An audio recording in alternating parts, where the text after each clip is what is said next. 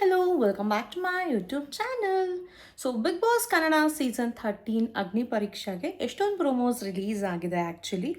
So ಒಂದೇ ಫ್ಯಾಮಿಲಿಯಿಂದ ಇಬ್ಬರು ಕಂಟೆಸ್ಟೆಂಟ್ಸ್ಗಳು ಬಿಗ್ ಬಾಸ್ ಮನೆಗೆ ಬರಬಹುದಾ, ಮಾಸ್ಕ್ ಹಾಕ್ಕೊಂಡು ಅಥವಾ ಹೆಲ್ಮೆಟ್ ಹಾಕ್ಕೊಂಡು ಶೋ ಒಳಗೆ ನಾವು ಎಂಟ್ರಿ ಕೊಡ್ಬೋದಾ, ಫಾರ್ಮರ್ ಆಗಿದ್ರೆ ನಾವು ಈ ಒಂದು ಶೋಗೆ ಎಂಟ್ರಿ ಕೊಡ್ಬೋದಾ, ಒಂದು ರ್ಯಾಪರ್ ಮುಂದೆ ಇನ್ನೊಂದು ರ್ಯಾಪರ್ ಆಗಿ ನಾವು ಈ ಶೋಗೆ ನಾವು ಬರೋದಕ್ಕೆ ಎಷ್ಟು ಧೈರ್ಯ ಇರಬೇಕು ನಮಗೆ. ಆ್ಯಂಡ್ ಇದೆಲ್ಲದರ ಜೊತೆಗೆ ಒಂದು ಬಿಗ್ ಬಾಸ್ಗೆ ಎಂಟ್ರಿ ಆಗೋಕ್ಕೋಸ್ಕರ ನಮ್ಮ ಲೈಫ್ನ ರಿಸ್ಕ್ ಇಟ್ಕೊಂಡು ನಮ್ಮ ಕೆಲಸನ ರಿಸೈನ್ ಮಾಡಿ ಆನ್ ಸ್ಟೇಜಲ್ಲಿ ಮಾಡೋದು ಎಷ್ಟು ಸರಿ, ಈ ಎಲ್ಲ ಟಾಪಿಕ್ಸ್ಗಳು ಅಥವಾ ಈ ಎಲ್ಲ ಪ್ರೊಮೋಸ್ಗಳ ಬಗ್ಗೆ ಈ ಒಂದು ಚಾನಲಲ್ಲಿ ಈ ಒಂದು ವಿಡಿಯೋದಲ್ಲಿ ಮಾತಾಡ್ತಾ ಹೋಗೋಣಂತೆ ನಾವು. So first thing, welcome back to my YouTube channel. ಇನ್ನೂ ಯಾರೋ ನನ್ನ ಚಾನಲ್ಗೆ ಸಬ್ಸ್ಕ್ರೈಬ್ ಮಾಡಿಲ್ವೋ ಪ್ಲೀಸ್ ಬೇಗ ಹೋಗಿ ಸಬ್ಸ್ಕ್ರೈಬ್ ಮಾಡಿ. ಇನ್ಮೇಲಿಂದ ಬಿಗ್ ಬಾಸ್ ಎಲ್ಲ ರಿವ್ಯೂಸ್, ಅಪ್ಡೇಟ್ಸ್ ಆ್ಯಂಡ್ ನನ್ನ ಪರ್ಸ್ನಲ್ ಒಪಿನಿಯನ್ಸ್ ಆ್ಯಂಡ್ ಪರ್ಸ್ಪೆಕ್ಟಿವ್ಸ್ ಎಲ್ಲನೂ ಈ ಒಂದು ಚಾನಲಲ್ಲಿ ಅಪ್ಡೇಟ್ ಮಾಡ್ತಾ ಹೋಗ್ತೀನಿ ನಾನು. ಫಸ್ಟ್ ನಾನು ಮಾತಾಡಬೇಕು ಅಂತ ಅಂದ್ಕೊಂಡಿರೋ ಟಾಪಿಕ್ ಏನಪ್ಪ ಅಂತಂದರೆ, ಒಂದೇ ಫ್ಯಾಮಿಲಿಯಿಂದ ಇಬ್ಬರು ಕಂಟೆಸ್ಟೆಂಟ್ಸು ಬಿಗ್ ಬಾಸ್ ಮನೆಗೆ ಬರಬಹುದಾ ಅನ್ನೋದು. ಸೊ ಇದು ಒಂದು ಪ್ರೋಮೋದಲ್ಲಿ ನಾನು ನೋಡಿದ್ದು, ಇವತ್ತಿನ ಪ್ರೋಮೋಗೆ. ಅದರಲ್ಲಿ ಶ್ರುತಿ ಅವರೊಂದು ಮಾತು ಹೇಳ್ತಾರೆ, ಚಂದನ್ ಅವರು ಹೇಳೋ ಸ್ಟೇಟ್ಮೆಂಟ್ಗೆ, ಇಬ್ರೂ ಟೆಸ್ಟ್ ಮಾಡೋಣ, ಇಬ್ರೂ ವರ್ಕೌಟ್ ಆಯಿತು ಅಂದರೆ ಸ್ಟ್ರೋಕ್ ತೊಗೊಳ್ಳೋಣ, ಯಾರು ಚೆನ್ನಾಗಿ ಆಡ್ತಾರೋ ಅವ್ರನ್ನ ತೊಗೊಳ್ಳೋಣ, ಅಂದರೆ out of Bigg Boss rules ಮೇಲೆ ಹೋಗ್ತಾ ಇದ್ದೀರಾ ಅಂತ ಸಮಥಿಂಗ್ ಶ್ರುತಿ ಅವ್ರು ಕಮೆಂಟ್ ಮಾಡ್ತಾರೆ. ಈ ರೂಲ್ಸ್ ಇದೆಯಾ ಇಲ್ವಾ ಅನ್ನೋದು ಗೊತ್ತಿಲ್ವಾ ಅನ್ನೋದೆಲ್ಲ ಅವ್ರು ಮಾತಾಡಿದಾಗ ನಂಗೆ ಅನಿಸಿದ್ದು ಒಂದು ಟಾಪಿಕ್ ಏನಪ್ಪ ಅಂತಂದರೆ, ಎಲ್ಲ ಲ್ಯಾಂಗ್ವೇಜಸಲ್ಲಿ ಮಾತಾಡೋದಾದರೆ ತೆಲುಗುನಲ್ಲಿ 2 ಸೀಸನ್ಸಲ್ಲಿ ಕಪಲ್ಸ್ ಬಂದಿದ್ದಾರೆ, ತಮಿಳಲ್ಲಿ ಬಂದಿದ್ದಾರೆ. ಸೊ ಅಷ್ಟೇ ಅಲ್ಲ, ಅವ್ರು ಬರೋದಷ್ಟೇ ಅಲ್ಲ, ಫಿನಾಲೆ ತನಕ ಹೋಗಿರೋರು ಇದ್ದಾರೆ. ತೆಲುಗುನಲ್ಲಿ ಕಪಲ್ಸ್ ಬಂದಾಗ ಬೋತ್ ದ ಹಸ್ಬೆಂಡ್ಸ್ ಸೀಸನ್ 3ಅಲ್ಲಿ ಒಂದು ಸತಿ ಬಂದಿದ್ರು, ಸೀಸನ್ 6ಅಲ್ಲಿ ಒಂದು ಸತಿ ಏನೋ ಬಂದಿದ್ರು. I am little confused about that. So ಹಸ್ಬೆಂಡ್ಸು finale ತನಕ ಹೋಗಿದ್ದಾರೆ, wives before the weak of ಫಿನಾಲೆಗೆ eliminate ಆಗಿ ಹೋಗಿದ್ದಾರೆ ಆ್ಯಕ್ಚುಲಿ. ತಮಿಳಲ್ಲಿ ಕೂಡ ಲಾಸ್ಟ್ ಸೀಸನಲ್ಲಿ ಕಪಲ್ ಬಂದಿದ್ರು, husband in between the show ಅಲ್ಲೇ ಎಲಿಮಿನೇಟ್ ಆಗಿದ್ರು, but wife finale the previous ವೀಕಲ್ಲಿ ಎಲಿಮಿನೇಟ್ ಆಗಿದ್ರು. ಸೊ ಈ ಥರ ಒಂದು ಕಾನ್ಸೆಪ್ಟು ಬೇರೆ ಬೇರೆ ಲ್ಯಾಂಗ್ವೇಜಸಲ್ಲಿ ನಡೆದಾಗ ಕನ್ನಡದಲ್ಲಿ ಯಾಕೆ ನಡೆಯೋಕ್ಕೆ ಚಾನ್ಸ್ ಇಲ್ಲ ಆ್ಯಕ್ಚುಲಿ? ಇದು ಯಾಕೆ ರೂಲ್ಸ್ ಅಗೇನ್ಸ್ಟ್ ಆಗುತ್ತೆ? ಸೊ ವೆನ್ ಕಪಲ್ಸ್ನೇ ಕರ್ಕೊಂಬರ್ಬೇಕು ಅಂತ ಏನಿಲ್ಲ ಅಲ್ಲ, ಅಪ್ಪ ಮಗ, ಅಮ್ಮ ಮಗಳು, ಅಕ್ಕ ತಂಗಿ, ಅಕ್ಕ ತಮ್ಮ, ಅಣ್ಣ ತಂಗಿರಾಗಿರ್ಬೋದು, ಅಕ್ಕ ತಮ್ಮ ಆಗಿರ್ಬೋದು. ಸೊ ಬೇಸಿಕಲಿ ಇಲ್ಲಿ ಅಪ್ಪ ಮಗ ಬಂದಿದ್ದಾರೆ, ಅವರಿಬ್ಬರದು 2 ಜನ್ರೇಷನ್ಸ್ನ ನಾವು ಬಿಗ್ ಬಾಸ್ ಮನೆಗೆ ಕರ್ಕೊಂಬಂದಾಗ 2 ಪರ್ಸ್ಪೆಕ್ಟಿವ್ ಸಿಗುತ್ತೆ. ಬೇರೆ ಬೇರೆ ಆಲೋಚನೆಗಳಾಗಿರ್ಬೋದು, ಅವರ ಬಾಂಡಿಂಗ್ ಆಗಿರ್ಬೋದು, ಅವ್ರ ಅಥವಾ ಸೇಮ್ ಆಲೋಚನೆಗಳಾಗಿರ್ಬೋದು.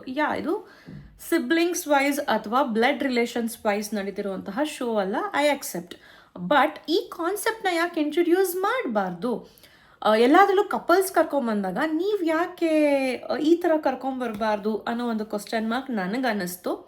ಕರ್ಕೊಂಬಂದರೆ ವರ್ಕೌಟ್ ಆಗ್ಬೋದಲ್ಲ ಬಾಂಡಿಂಗ್ ವೈಸು. ಅವರು ಬೇರೆ ಬೇರೆ ಟೀಮಲ್ಲಿದ್ದರೆ ಹೇಗೆ ಆಡ್ತಾರೆ, ಅಥವಾ ಒಂದೇ ಟೀಮಲ್ಲಿದ್ದರೆ ಅವರ ಥಿಂಗ್ ಹೇಗೆ ನಡೆಯುತ್ತೆ. ಆ್ಯಂಡ್ ಹೌದು, ಅವ್ರಿಗೆ ಅರ್ಹತೆ ಇದ್ದರೆ ಮಾತ್ರನೇ ಸ್ಟೇಜಲ್ಲಿ ಬಿಗ್ ಬಾಸ್ ಅಗ್ನಿ ಪರೀಕ್ಷೆಗೆ ಅವ್ರನ್ನ ಸೆಲೆಕ್ಟ್ ಮಾಡ್ಕೊಳ್ಳಿಕ್ಕಾಗತ್ತೆ. ಯಾಕೆ ಅಂತ ಅಂದರೆ, ಅವ್ರಿಗಿನ್ನ ಚೆನ್ನಾಗಿ ಲಕ್ಷಾಂತರ ಅಪ್ಲಿಕೇಶನ್ಸ್ ಬಂದಾಗ ಅವ್ರಿಗಿನ್ನ ಚೆನ್ನಾಗಿ ಇದು ಮಾಡಬಹುದು. ಸೊ ಸುಮ್ಮನೆ ಪ್ರೋಮೋಗೋಸ್ಕರ ಅವ್ರನ್ನ ಕರ್ಕೊಂಬಂದು ಎಲಿಮಿನೇಟ್ ಮಾಡ್ತೀನಿ ಅಂದರೆ TRPಗೋಸ್ಕರ ಕರ್ಕೊಂಬಂದ್ರ ಅಥವಾ ಸ್ಕ್ರಿಪ್ಟೆಡಾ ಇದು ಅನ್ನೋ ಕ್ವಶನ್ಸು ಜನರಲ್ಲಿ ಮೂಡುತ್ತೆ actually.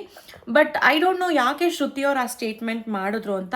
And one more coat ನಾನು ಹೇಳಬೇಕು ಅಂದರೆ, ಇದು ಪ್ರೋಮೋದಲ್ಲಿ ತೋರಿಸಿರೋದು. ಸೊ ಅವ್ರು ಆ ಸ್ಟೇಟ್ಮೆಂಟ್ ಏನಕ್ಕೆ ಹೇಳಿದ್ರು, ಈ ಸ್ಟೇಟ್ಮೆಂಟ್ ಏನಕ್ಕೆ ಹೇಳಿದ್ರು ಅನ್ನೋದನ್ನ ನಾವಿಲ್ಲಿ ಜಡ್ಜ್ ಮಾಡೋಕ್ಕಾಗಲ್ಲ. ಪ್ರೋಮೋದಲ್ಲಿ ತೋರಿಸೋದಕ್ಕಷ್ಟೇ ನಾವು ಮಾತಾಡೋದಕ್ಕಾಗುತ್ತೆ ಆ್ಯಕ್ಚುಲಿ.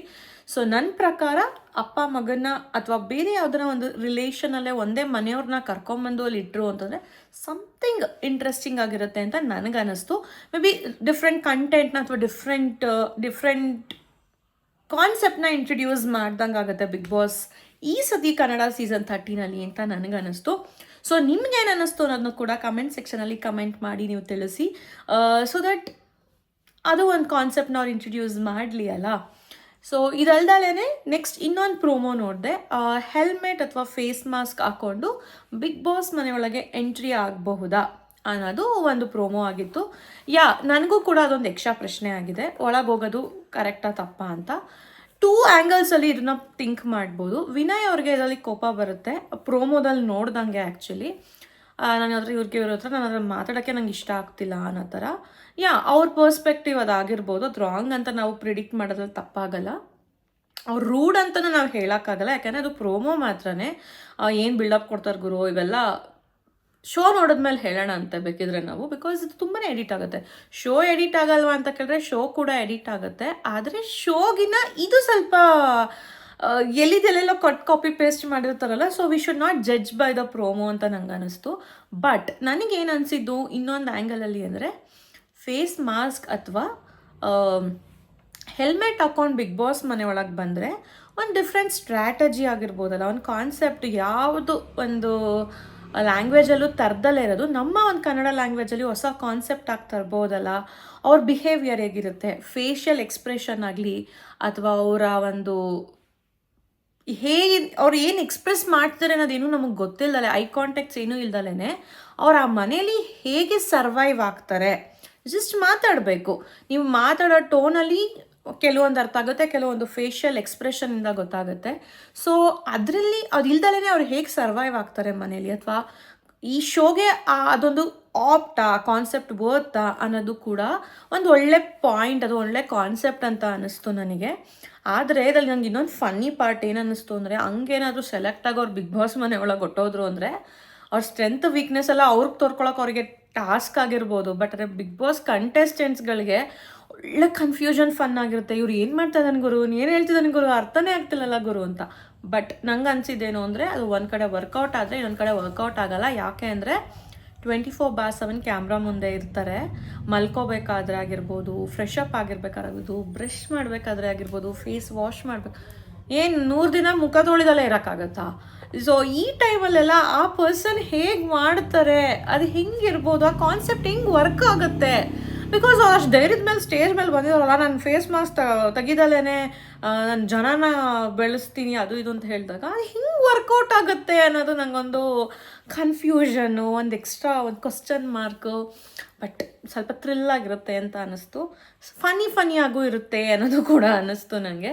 ಸೊ ನಿಮ್ಗೇನು ಅನ್ನಿಸ್ತಿದೆ ಅನ್ನೋದನ್ನು ಕೂಡ ನನಗೆ ಕಮೆಂಟ್ ಸೆಕ್ಷನಲ್ಲಿ ಕಮೆಂಟ್ ಮಾಡಿ ತಿಳಿಸಿ. ಆ್ಯಂಡ್ ಇನ್ನೊಂದು ಟಾಪಿಕ್ ಇದ್ರ ಬಗ್ಗೆ ಮಾತಾಡಬೇಕು ಅಂತಂದರೆ, ಇನ್ನೊಂದು ಪ್ರೋಮೋ ಬಗ್ಗೆ. ಬಿಗ್ ಬಾಸ್ಗೆ ಬರೋದಕ್ಕೋಸ್ಕರ ಅವರ ಕೆಲಸನ ಅವರು ರಿಸೈನ್ ಮಾಡೋಕ್ಕೂ ರೆಡಿ ಇದ್ದಾರೆ. ಸೊ ಅವ್ರು ಏನು ಡೇರ್ ಕೊಟ್ಟರು ನಾನು ತೊಗೊಳಕ್ಕೆ ರೆಡಿ ಇದ್ದೀನಿ ಅನ್ನೋದು ಪ್ರೋಮೋ ಆ್ಯಕ್ಚುಲಿ ತೋರಿಸಿದ್ದು. ಅದು ನಿರಂಜನ್ ದೇಶಪಾಂಡೆ ಅವ್ರು ಕೊಟ್ಟಂತಹ ಒಂದು ಟಾಸ್ಕ್ ಆಗಿತ್ತು, ಡೇರ್ ಟಾಸ್ಕು. ಏನಪ್ಪ ಆ ಟಾಸ್ಕು ಅಂತಂದರೆ, ನೀವು ಏನು ಡೇರ್ ಬೇಕಾದ್ರೂ ತೊಗೊಳಕ್ಕೆ ರೆಡಿ ಇದ್ದೀರಾ ಅನ್ನೋದಾದರೆ, ಆನ್ ಸ್ಟೇಜ್ ಮೇಲೆ ಬಿಗ್ ಬಾಸ್ಗೆ ಬರೋಕ್ಕೆ ನಿಮ್ಗೆ ಇಷ್ಟ ಇದೆ ಅನ್ನೋದಾದರೆ ನಿಮ್ಮ ಕೆಲಸನ ಈಗಲೇ ಫೋನ್ ಮಾಡಿ ರಿಸೈನ್ ಮಾಡಿ ಅಂತ ಹೇಳಿದ್ರು.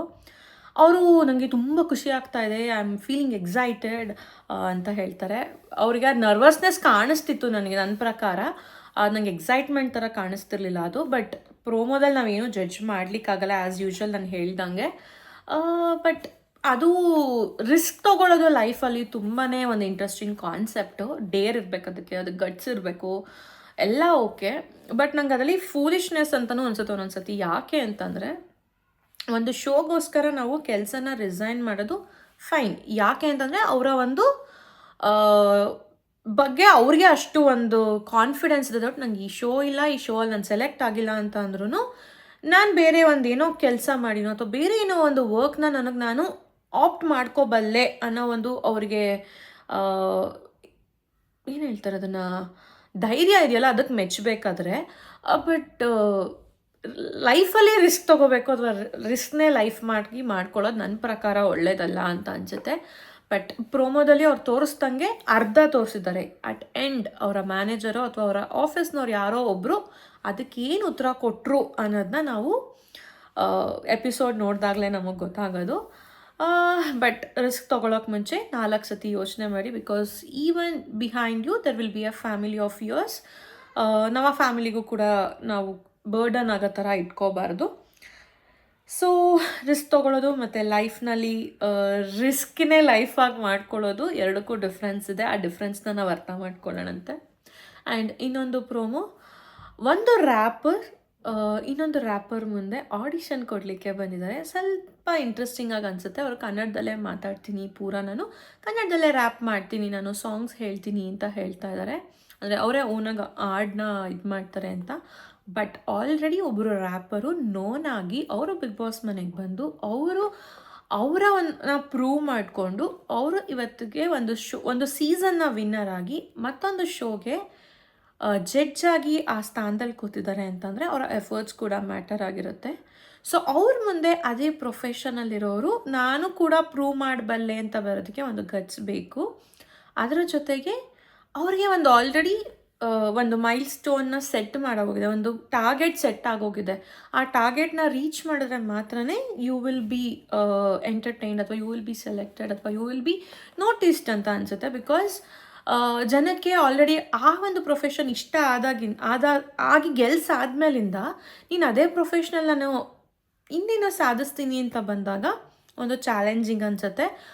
ಆ ಆಡಿಷನ್ನ ಅವ್ರು ಕೊಡ್ಲಿಕ್ಕೆ ಬಂದಿದ್ದಕ್ಕೆ ಅವ್ರಿಗೆ ಗಟ್ಸ್ ಇರಲೇಬೇಕು ಅನ್ನೋದು ನನ್ನ ಫೀಲು. ಹೋಪ್ ಏನಾಯಿತು ಅದಾದಮೇಲೆ ಅನ್ನೋದು ಗೊತ್ತಿಲ್ಲ. ಇಂಟ್ರೆಸ್ಟಿಂಗ್ ಆಗಿ ಅನ್ನಿಸ್ತು ನಂಗಾದರೆ ಆ ಪ್ರೋಮೋ ನೋಡಿದಾಗ. ನೆಕ್ಸ್ಟ್ ಇನ್ನೂ ಒಬ್ಬರು ಬರ್ತಾರೆ, ಅವರು ರೈತರಾಗಿದ್ರು ಅಂತ ಹೇಳ್ತಾರೆ. ಅದರಲ್ಲಿ ಸ್ವಲ್ಪ ಫನ್ನಿಯಾಗಿ ಅವ್ರ ಹತ್ರ ಪ್ರೋಮೋದಲ್ಲಿ ತೋರಿಸಿದ್ದಾರೆ. ಬಟ್ ಅವರು ಸೆಲೆಕ್ಟ್ ಆದ್ರಾ ಇಲ್ವಾ ಅನ್ನೋದು ಗೊತ್ತಿಲ್ಲ, ಅಥವಾ ಅವ್ರಿಗೆ ರೈತರಿಗೆ ಹೈಪ್ ಕೊಡಬೇಕು ಅಂತ ಕೊಟ್ರಾ ಅಥವಾ ಏನೋ ಗೊತ್ತಿಲ್ಲ. ಬಟ್ ನನ್ನ ಪ್ರಕಾರ ರೈತರನ್ನ ಕರ್ಕೊಳ್ಳೋದ್ರಲ್ಲೂ ಏನೂ ತಪ್ಪಿಲ್ಲ. ಬಿಕಾಸ್ ಅವ್ರಿಗೆ ಫಿಸಿಕಲ್ ಸ್ಟ್ರೆಂತು ಚೆನ್ನಾಗಿರುತ್ತೆ ಆ್ಯಂಡ್ ಜೀವನದ ಪಾಠಗಳು ತುಂಬಾ ಚೆನ್ನಾಗಿ ಅವ್ರಿಗೆ ಗೊತ್ತಿರುತ್ತೆ. So I feel that would be little interesting ಆಗಿ ಅನಿಸುತ್ತೆ. ಬಟ್ ಅವರು ಸ್ಟೇಜ್ ಮೇಲೆ ಮಾತ್ರ ಆ ಥರ ಮಾಡಿ ಅವ್ರ ಮನೇಲಿ ಅಥವಾ ಮುಂದೆ ಸೆಲೆಕ್ಟ್ ಆದಮೇಲಿಂದ ಅಷ್ಟು ಆ್ಯಕ್ಟಿವ್ ಆಗಿಲ್ಲ ಅಂತಂದರೆ ಸ್ವಲ್ಪ ಕಷ್ಟ ಆಗ್ಬೋದು ಅಂತ ನಂಗೆ ಅನಿಸುತ್ತೆ. ಸೊ ಬಿಕಾಸ್ ಹೋಗ್ತಾ ಎಲ್ಲ ಟಾಸ್ಕ್ಗಳು ಕೂಡ ಸ್ವಲ್ಪ ಫಿಸಿಕಲಿ ಇದಾಗಿರುತ್ತೆ. ಇದು ಇವತ್ತಿನ ಎಲ್ಲ ಪ್ರೋಮೋಸ್ದು ರಿವ್ಯೂ ಆಗಿತ್ತು. ಆ್ಯಕ್ಚುಲಿ ನನ್ನ ಒಪಿನಿಯನ್ಸ್ ಆ್ಯಂಡ್ ಪರ್ಸ್ಪೆಕ್ಟಿವ್ಸ್ ಈ ವ್ಲಾಗಲ್ಲಿ ನಾನು ಶೇರ್ ಮಾಡ್ಕೊಂಡಿದ್ದೀನಿ. ಲೈಫಲ್ಲಿ ರಿಸ್ಕ್ ತೊಗೊಳ್ಳೋದಾಗಿರ್ಬೋದು, ಬಿಗ್ ಬಾಸ್ಗೋಸ್ಕರ ಒಂದು ಜಾಬ್ನ ರಿಸೈನ್ ಮಾಡೋದಕ್ಕೆ ಧೈರ್ಯ ಬೇಕು, ಒಂದೇ ಮನೆಯಿಂದ ಇಬ್ಬರು ಕಂಟೆಸ್ಟೆಂಟ್ಸ್ ಬಿಗ್ ಬಾಸ್ ಮನೆಗೆ ಬಂದರೆ ಎಷ್ಟು ಇಂಟ್ರೆಸ್ಟಿಂಗ್ ಆಗಿರುತ್ತೆ, ಫೇಸ್ ಮಾಸ್ಕ್ ಹಾಕ್ಕೊಂಡು ಬಿಗ್ ಬಾಸ್ ಮನೆಯಲ್ಲಿ ಎಂಟರ್ಟೈನ್ ಮಾಡ್ತೀನಿ ಅನ್ನೋ ಧೈರ್ಯ ಅವ್ರದ್ದು ಎಷ್ಟಿರಬಹುದು. ಆ್ಯಂಡ್ ರೈತರಾಗಿ ಅವರ ಸ್ಟ್ರೆಂತ್ನ ತೋರ್ಸೋಕ್ಕೆ ಅವರು ಅಥವಾ ಅವರ ಲೈಫ್ ಪಾಠಗಳನ್ನ ಈ ಬಿಗ್ ಬಾಸ್ ಮನೆಯಲ್ಲಿ ಹೇಗೆ ಇಂಪ್ಲಿಮೆಂಟ್ ಮಾಡ್ತಾರೆ ಅನ್ನೋದು, ಇದೆಲ್ಲದ್ರ ಮಧ್ಯದಲ್ಲಿ ಆ್ಯಂಡ್ ರ್ಯಾಪರ್ ಆಗಿ ಒಂದು ರ್ಯಾಪರ್ ಮುಂದೆ ನಾನು ಸೆಲೆಕ್ಷನ್ ಪ್ರೊಸೆಸ್ಸಿಗೆ ಬರ್ತೀನಿ ಅಂತ ಧೈರ್ಯ ಮಾಡಿ ಬಂದಿರೋರು, ಇದೆಲ್ಲ ನೋಡ್ತಿದ್ರೆ ತುಂಬಾ ಇಂಟ್ರೆಸ್ಟಿಂಗ್ ಆಗಿ ಅನ್ನಿಸ್ತಿದೆ. ಇನ್ನೂ ತುಂಬ ವೆಯ್ಟ್ ಮಾಡಬೇಕು ಅಂತೆಲ್ಲ ಏನೂ ಇಲ್ಲ. ಬಿಕಾಸ್ ನಾಳೆನೇ ಬಿಗ್ ಬಾಸ್ ಅಗ್ನಿ ಪರೀಕ್ಷಾ ಲಾಂಚ್ ಆಗ್ತಾ ಇದೆ. ನಾನು ತುಂಬ ಎಕ್ಸೈಟೆಡ್ ಆಗಿದ್ದೀನಿ ನೋಡಲಿಕ್ಕೆ. ಆದಷ್ಟು ಒಳ್ಳೊಳ್ಳೆ ಕಂಟೆಸ್ಟೆಂಟ್ಸ್ ಅಥವಾ ಇಂಟ್ರೆಸ್ಟಿಂಗ್ ಏನು ಇರುವಂತಹ ವ್ಯಕ್ತಿಗಳನ್ನ ಬಿಗ್ ಬಾಸ್ ಸ್ಟೇಜಿಗೆ ತೊಗೊಂಬರೋದಕ್ಕೆ ಅವ್ರು ಮಾಡಿದ್ರೆ ಒಳ್ಳೆಯದಾಗುತ್ತೆ. ಬಿಕಾಸ್ ಹೊಸ ಕಾನ್ಸೆಪ್ಟ್ ಕನ್ನಡದಲ್ಲಿ ಸ್ಟಾರ್ಟ್ ಮಾಡಿದಾಗ ಆಲ್ರೆಡಿ ಒಂದು ಲ್ಯಾಂಗ್ವೇಜಲ್ಲಿ ಹಿಟ್ಟಾಗಿ ಆ ಒಂದು ಹಿಟ್ಟಾಗಿರೋ ಶೋ ಅಲ್ಲಿ ಒಂದೇ ಆ ಕಂಟೆಸ್ಟೆಂಟ್ನೇ ವಿನ್ ಮಾಡಿದ್ಮೇಲಿಂದ ಸೊ ನಾವು ಸ್ವಲ್ಪ ಹಿಸ್ಟ್ರಿನ ಕ್ರಿಯೇಟ್ ಮಾಡೋದು ತುಂಬಾ ಒಳ್ಳೆಯದು ಅನಿಸುತ್ತೆ ನಮ್ಮ ಕನ್ನಡದಲ್ಲೂ ಕೂಡ. ಸೊ ನಾನು ನಾಳೆ ನೋಡೋದಕ್ಕೆ ತುಂಬ ಕಾತುರದಿಂದ ಕಾಯ್ತಾ ಇದ್ದೀನಿ. ನೀವು ಕೂಡ ಕಾಯ್ತಾ ಇದ್ದೀರಾ ಅಂತ ಅನ್ಕೋತೀನಿ. ಹೋಪ್ ನಿಮಗೆ ನಾನು ಕೊಟ್ಟಂತಹ ರಿವ್ಯೂಸ್ ನಿಮಗೆ ಇಷ್ಟ ಆಗಿದೆ ಅಂತ ಅನ್ಕೋತೀನಿ. ಇನ್ನು ಮುಂದೆ ಇದೇ ಥರ ರಿವ್ಯೂಸ್ ಬಿಗ್ ಬಾಸ್ದೆಲ್ಲನೂ ಕೊಡ್ತಾ ಹೋಗ್ತೀನಿ. ಸೊ ಅದಕ್ಕೆ ನೀವು ನನ್ನ ಚಾನಲ್ನ ಸಬ್ಸ್ಕ್ರೈಬ್ ಮಾಡ್ಕೋಬೇಕಾಗುತ್ತೆ. ಸಬ್ಸ್ಕ್ರೈಬ್ ಮಾಡಿರೋರಿಗೆ ಥ್ಯಾಂಕ್ ಯು. ಇನ್ನೂ ಮಾಡ್ದಲ್ಲಿರೋರು ಪ್ಲೀಸ್ ಬೇಗ ಹೋಗಿ ನನ್ನ ಚಾನಲ್ನ ಸಬ್ಸ್ಕ್ರೈಬ್ ಮಾಡಿ. ಮತ್ತೊಂದಷ್ಟು ರಿವ್ಯೂ ಅಪ್ಡೇಟ್ಸ್ ಹಾಗೆ ನನ್ನ ಪರ್ಸ್ಪೆಕ್ಟಿವ್ಸ್ಗಳು ಬಿಗ್ ಬಾಸ್ ಸೀಸನ್ ಕನ್ನಡ 13 ಬಗ್ಗೆ ನಾನು ಕೊಡ್ತಾ ಹೋಗ್ತೀನಿ. See you in the next vlog. Bye bye.